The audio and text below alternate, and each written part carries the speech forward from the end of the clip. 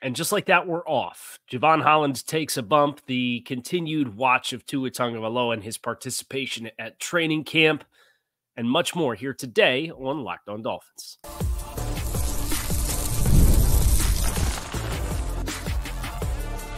You are Locked On Dolphins, your daily Miami Dolphins podcast, part of the Locked On Podcast Network, your team every day. All right, Miami, welcome to another episode of Locked On Dolphins. It is your team every day here on the Locked On Network. I'm your host, Kyle Krabs, a lifelong Miami Dolphins fan, host of Locked On Dolphins, co-host of Locked On NFL Scouting. You can find our shows on YouTube or wherever you listen to your favorite podcast. Tip of the cap to our everydayers, because it is your team every day. We don't just say it, we live it here on the Locked On Network. Today's episode of Locked On Dolphins is brought to you by Gametime. Download the Gametime app, create an account, and use code LOCKEDONNFL for $20 off your first purchase. Terms do apply. Can't accuse training camp of not having a nice solid bout of action on the first day. From Jevon Holland taking a tumble on one of the first plays of the team sessions, the continued watch of Tua Tagovailoa and his contract negotiations with the team. Mike McDaniel had a very Mike McDaniel-like press conference, and I thought all around the top impression from all reports and all indications of everyone who was there was that it was kind of a tone-setting day for Anthony Weaver and his defense to come out first day of training camp and to do it the way that they did it, which was pretty aggressive. And I know that's kind of been one of the storylines was what version of Anthony Weaver's impressions are we going to get? You know, he's aggressive coaches like Rex Ryan, aggressive coaches like Wink Martindale, Mike McDonald, a little bit more of a cutting edge modern version of finding pressures, but without committing extra rushers to getting pressures. So simulated pressures. And Calais Campbell, I believe it was asked yesterday about this scheme, and simulated pressures was one of the first things that came out of his mouth. But you saw yesterday, it was a pretty aggressive tone-setting day one of training camp for the Dolphins defense. And to know that was something that was a point of emphasis coming right out the blocks, I think you appreciate a young defensive coordinator who's getting another chance to be a defensive coordinator, looking at the opportunity that he has with his team and the talent that does exist here in Miami. And even without the guys on the edge, and they came out and they had a very clear objective, which was to be disruptive on day one. And some of that falls on offensive install, and this is a very good time to have that healthy reminder of don't overreact to singular days, because I've already seen on social media, the Dolphins offensive line, we were told it was fine. It was a problem at training camp on day one. Yeah, because everybody's installing their own stuff. And sometimes football coaches want to see how their team handles a play versus a look. And for both sides of the ball, maybe it was, this is the number one thing we want to work on today, regardless of whether that meshes and you're in an actual game setting, if it's something you would really run or not, right? So training camp is always a tricky and fickle beast that way. I'm hopeful we're not going to sit here and do quarterback stat tracking like is very popular for training camp, just because it, in the grand scheme of things, doesn't really matter a whole lot. I know we've counted interceptions on singular days and stuff like that, and Tua had an interception I practiced yesterday on a ball that was tight coverage to Braxton Berrios, and Saron Neal tips the ball up into the air, and the practice and training camp reports will tell you through an interception. Yeah, it was a great play by Saron Neal. So how about we give some credit to Saron Neal, which is a really interesting player in all these ranks because we know he has the special teams prowess. He's going to carry a special teams prowess on the team, especially with the new kickoff rules. But Saron Neal, my colleague at Locked On NFL Scouting, Joe Marino, is unfortunately the host of Locked On Bills. And he's on his way to Bills training camp at the end of this week. But we talk daily because we do a daily show together. And Saron Neal was a player when Miami signed him. He's like, hey, man, like, I'll be really interested what kind of defensive looks he ends up getting from Miami because he didn't get a lot of that run in Buffalo. He was probably best suited to be a nickel player, and Taron Johnson's one of their better players. But I wouldn't be surprised if he ends up having a little bit of success as a defensive player. So to see Saron come out on day one of training camp and make a tip in tight coverage against Braxton Berrios. Now it's Braxton. It's not Odell, who's on PUP. Doesn't sound like there's anything to be worried about there as far as what Mike McDaniel had to say when asked about Odell Beckham and his availability. So you do take it with a grain of salt that it wasn't like he was blanketing one of your elite or dynamic players, or even Odell Beckham, who was kind of the player brought in to upgrade Braxton Berrios being in that spot. But nevertheless, the fact that Braxton played meaningful snaps for you last year, and Saron Neal hasn't really been given those opportunities. So for him to do that, regardless, is a promising first step for a guy who is kind of a dark horse in the secondary as a whole. Speaking of the secondary, Jevon Holland scared the living daylights out of everybody. We'll talk about that next year on this episode of Locked On Dolphins. Stick with us. Football season is just around the corner, but we are still in the heart of baseball season. If you're trying to go to the ballpark this summer, you can get your tickets through Gametime. Gametime is an authorized ticket marketplace in Major League Baseball, which makes getting tickets faster and easier than before. Prices on Gametime actually go down the closer you get to first pitch with last-minute deals, all-in prices, views from your seat, and their lowest price guarantee. Gametime takes the guesswork out of buying MLB tickets, and you could save up to 60% on Gametime for sports, concerts, comedy, theater, and more. They have flash and zone deals to help you save even more. I love the panoramic view from the app where you could see what the sight lines are before you purchase your tickets, so there's no surprises, and you know exactly what you're signing yourself up for. So take the guesswork out of buying Major League Baseball tickets to Gametime. Download the Gametime app, create an account, and use code LOCKEDONNFL for $20 off your first purchase. Terms to apply. Again, create an account, redeem code LOCKEDONNFL, LOCKEDON NFL for $20 off. Download Gametime today. Last minute tickets to the lowest prices, guaranteed.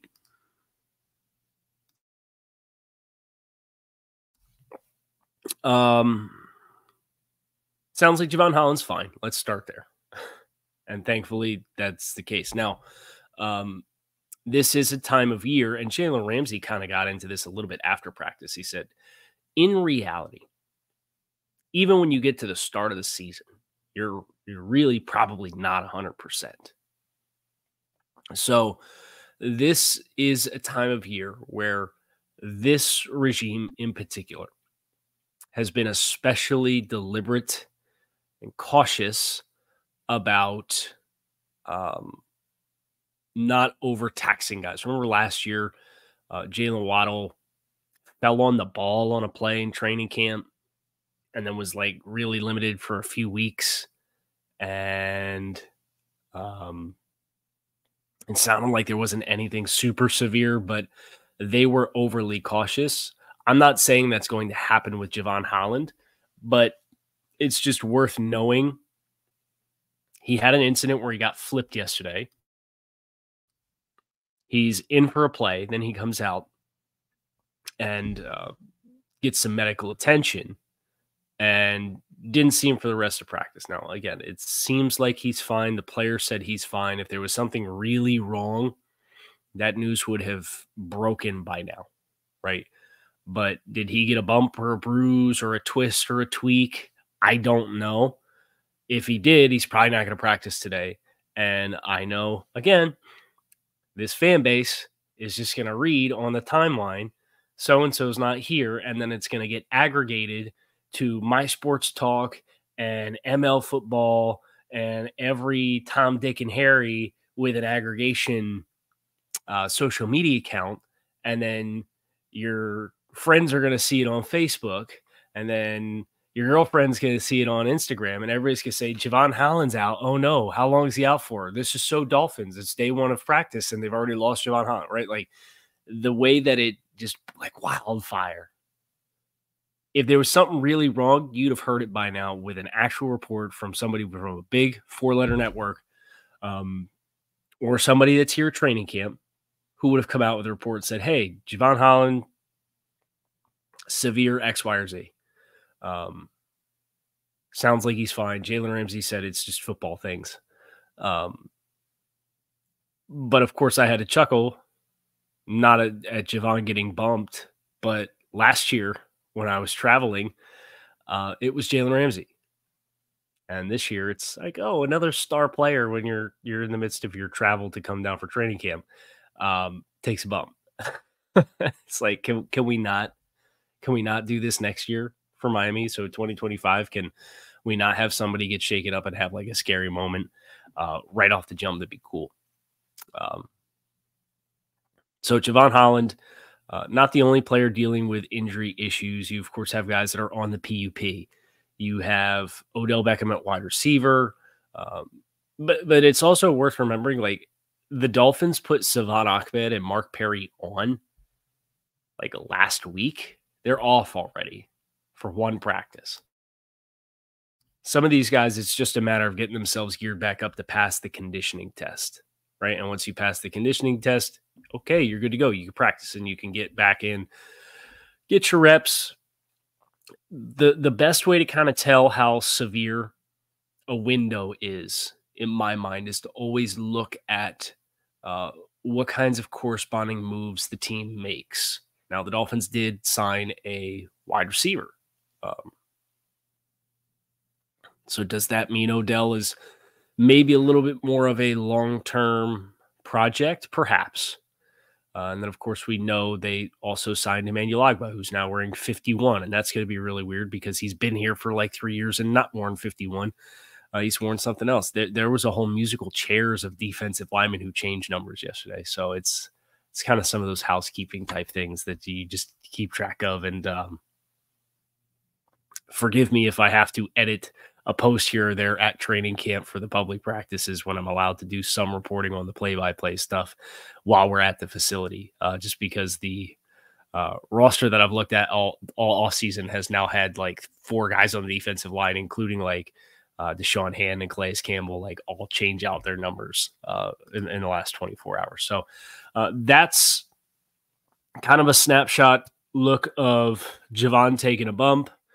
A reminder for injuries at training camp, how easy it is to kind of have a post from somebody at camp in a very fluid situation with no real known information and how that can catch like wildfire. So just be mindful where you get your info. Try to choose whether it's me or Travis Wingfield or Omar Kelly or Barry Jack, like whoever's here.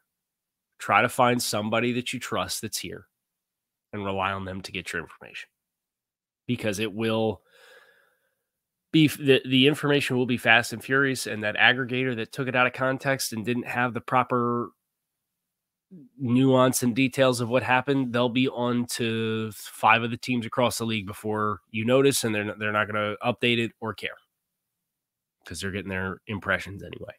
So, we heard from Mike McDaniel yesterday. Had some interesting thoughts. We're going to get into that next here on this episode of Locked On Dolphins. Stick with us.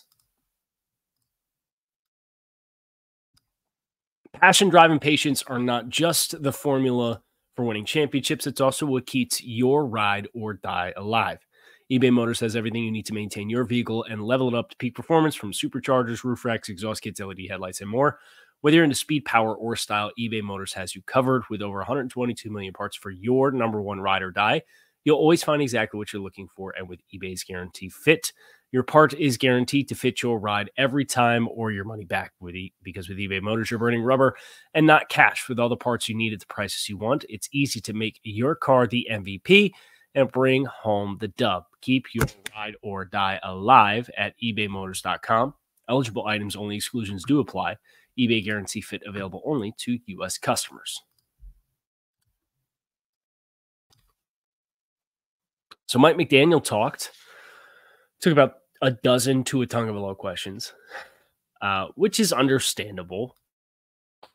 You're in the midst of a major contract negotiation for the quarterback of your team who chose to partake on a limited basis during OTAs and minicamp and ended up yesterday doing the same thing.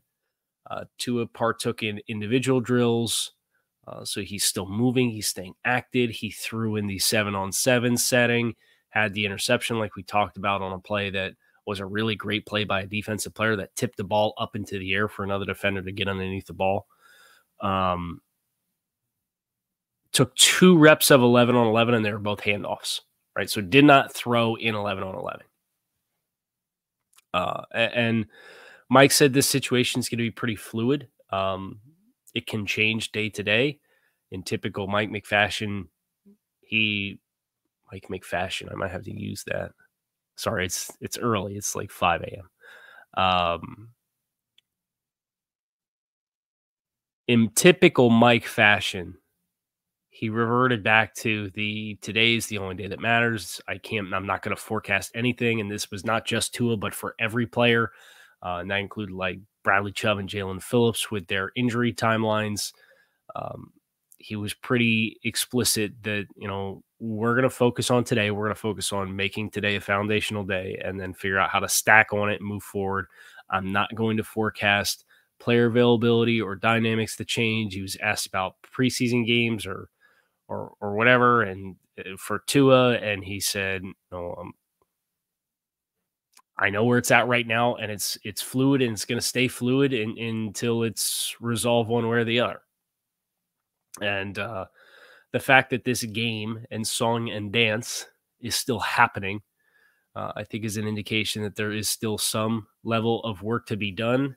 I think the unfortunate thing with athletes first representing both guys is they kind of understand what needs to happen and where both teams with Jordan Love and Tua are individually at to try to facilitate making something happen.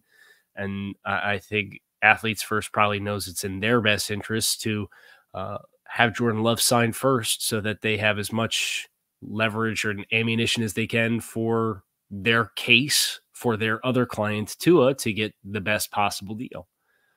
And I'm sure Green Bay would love Miami to sign first so they have a little bit more clarity on if they're betting against themselves at the very tippy top of the market for Jordan Love.